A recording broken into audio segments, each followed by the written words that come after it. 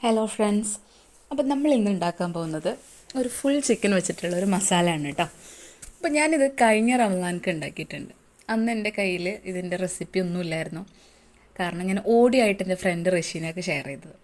ആളത് അന്ന് തയ്യാറാക്കി നോക്കുകയും ചെയ്തു. ഇപ്രാവശ്യം എന്തായാലും മാഷാല്ല യൂട്യൂബിലിടാൻ വേണ്ടിയിട്ട് ഞാനത് വീഡിയോ എടുത്തിട്ടോ. അപ്പോൾ നന്നായി കഴുകി വെച്ച ഒരു ഫുൾ ചിക്കൻ, അതിലേക്ക് ഉള്ളി, തക്കാളി, മാഗി ക്യൂബ്, ക്യാപ്സിക്കം, ഇഞ്ചി, വെളുത്തുള്ളി, മുളക് പൊടി, ഉപ്പ്, പിന്നെ കുറച്ച് സോയാ സോസും വേണം കേട്ടോ. ടൊമാറ്റോ സോസ് അഡീഷണൽ ആണ്, വേണമെങ്കിൽ ആഡ് ചെയ്യാം. എന്നിട്ട് ഈ ചിക്കനെ നമ്മളിതിൽ മാഗ്നേറ്റ് ചെയ്ത് വെക്കണേ. ഏകദേശം ഒരു 4-5 മണിക്കൂർ. എത്രത്തോളം അത് കായം തേച്ച് നമ്മൾ വെക്കുന്നോ അത്രയും ടേസ്റ്റ് കൂടും. ഇത് നമ്മൾ വേവിച്ചെടുക്കുന്നത് ഭയങ്കര ഹൈ ഫ്ലെയിമിൽ അങ്ങനെയൊന്നും കേട്ടോ.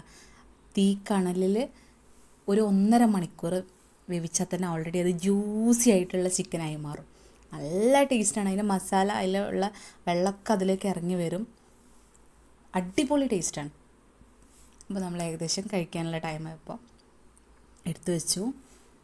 ഒരു തവണയെങ്കിലും ട്രൈ ചെയ്ത് നോക്കണേ.